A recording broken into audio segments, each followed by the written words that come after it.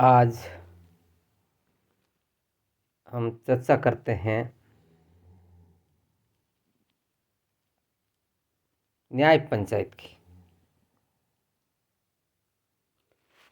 हमारे भारतवर्ष में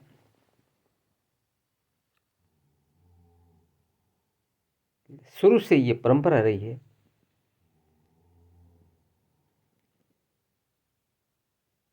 विकेंद्रीकरण की।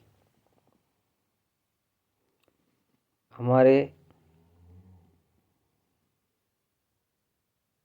ये केंद्रीकृत शासन व्यवस्था की व्यवस्था पौराणिक समय से नहीं रही थी। विकेंद्रीकरण की व्यवस्था रही थी। विकेंद्रीकरण में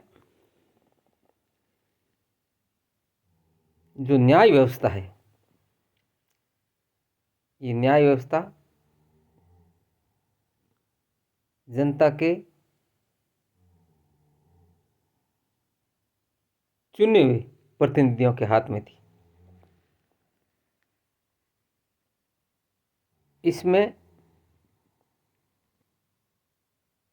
जनता को किसी भी की तरह का न्याय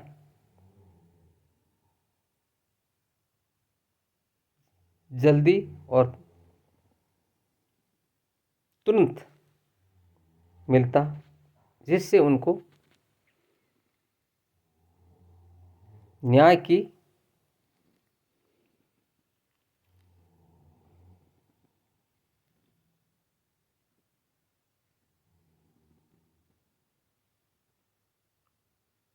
जो महत्व है उसका एहसास होता।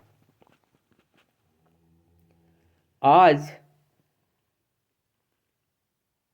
की जो न्याय की व्यवस्था है उसमें लोगों को तुरंत न्याय नहीं मिलता है। तुरंत की क्या बात करें,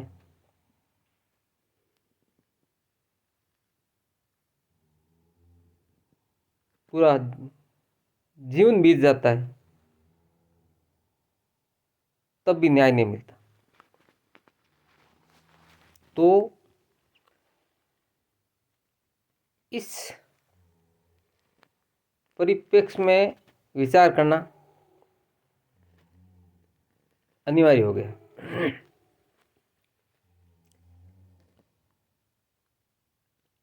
आज चारों तरफ जहां भी देखें, किसी को भी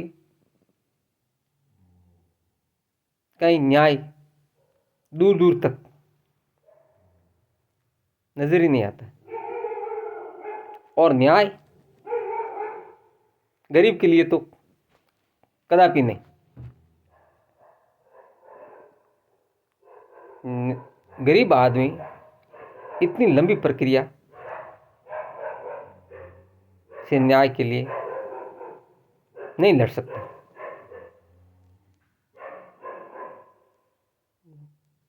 सिर्फ न्याय पैसे वाले खरीदते हैं। इस परिस्थिति में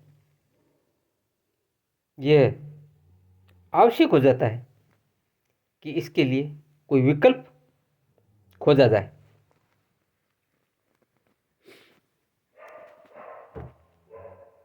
तो इसके लिए हमारा पौराणिक जो शासन व्यवस्था थी उसके अंदर हमें विकल्प नजर आता है।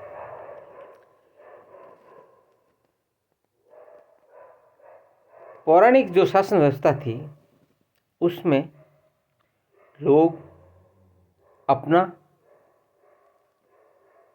न्यायपंच स्वयं चुनते थे और वो न्याय करते थे और न्याय दिखता भी था। हमारी हमेशा से न्याय के प्रति ये धारणा रही है कि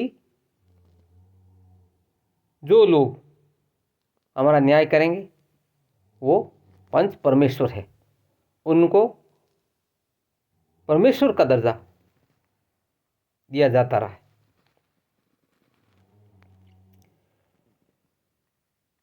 तो अब वो समय आ गया है कि उस पौराणिक हमारी विरासत को फिर से जीवंत किया जाए। पौराणिक जो व्यवस्था थी उसमें समाज के प्रबुद्ध लोगों को जनता अपना पंच परमेश्वर चुनती थी और वो न्याय करते थे। तो आज इस बात की आवश्यकता महसूस हो रही है कि फिर से वही व्यवस्था हमारे देश में लागू हो। उस व्यवस्था में क्या होता था कि जनता स्वयं अपना न्याय पंच परमेश्वर की चुनाव करती थी और वो उसके लिए जनता के लिए निष्पक्षता से न्याय करते थे। तो अब वो समय आ गया है कि फिर से उस व्यवस्था को हमारे देश में लागू किया जाए, विकेंद्रीकरण किया जाए, ताकि लोगों को न्याय मिल सके। हमारे यहाँ पहले न्याय के लिए चौधरी नियुक्त किया, प्रशासन के द्वारा जो शासन व्यवस्था थी उसके द्वारा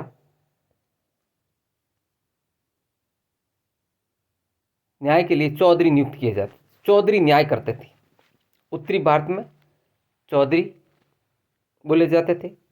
ये कोई जाति नहीं है, ये एक पदवी है, न्याय करने वाले चौधरी होते थे। दक्षिण भारत में जैसे गुजरात है तो वहाँ जो न्याय करते थे उसको पटेल बोला जाता था या पाटीदार बोला जाता था या पाटिल बोला जाता था। वो न्याय करते थे। जैसे पंजाब के अंदर सरदार, ये एक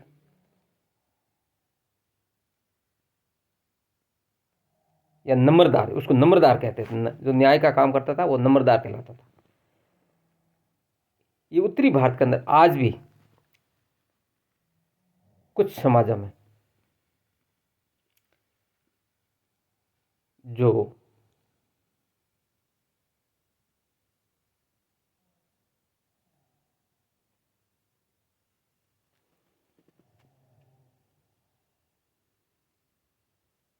खाप व्यवस्था है, इसमें भी इस तरह की व्यवस्था थी जो आज तक कायम है। इससे क्या होगा, समाज में एक अनुशासन कायम होगा। सबको, गरीब हो चाहे अमीर हो, सबको न्याय मिलता है इससे।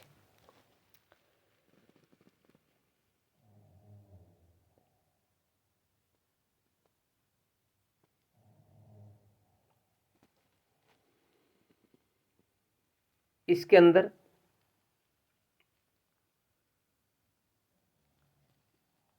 पंच परमेश्वर का चुनाव जनता स्वयं करती और उसी तरह से हमें भी आज लोकतांत्रिक व्यवस्था के अंदर भी हमें हर ग्राम पंचायत स्तर पर पंच परमेश्वर की चुनाव प्रक्रिया पुनः प्रारंभ करनी पड़ेगी।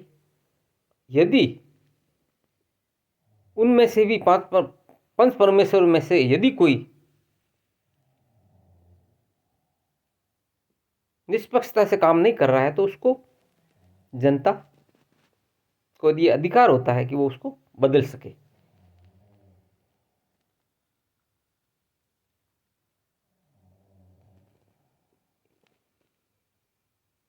तो ये प्रक्रिया हमें प्रारंभ करें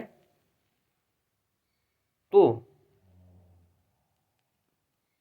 निश्चित रूप से हमें समय पे न्याय मिलेगा। इसके अंदर ऐसी व्यवस्था करनी होगी कि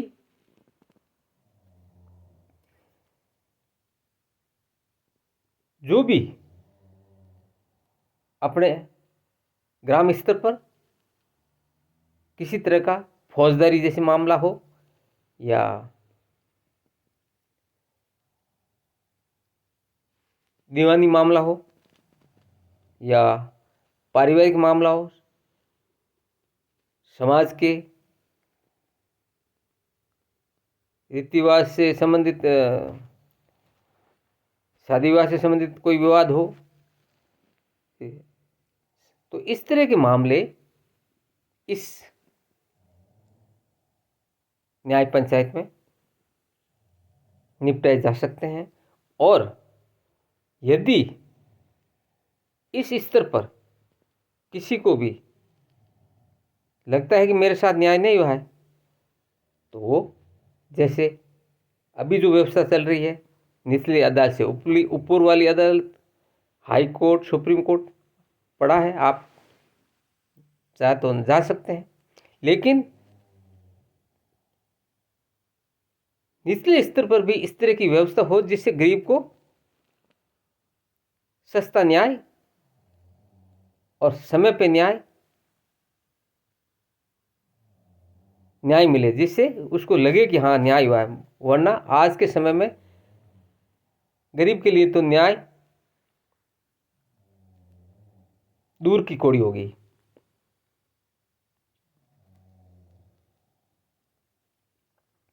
तो हमें इस और गंभीरता से इस नए विकल्प की तरफ जरूर सोचना चाहिए, तभी हम सफल होंगे। अन्यथा न्याय मिलना असंभव है। कम से कम गरीब के लिए तो न्याय असंभव ही है। आज मैं मेरी वार्ता को यहीं विराम देता हूँ। जय हिंद, जय भारत।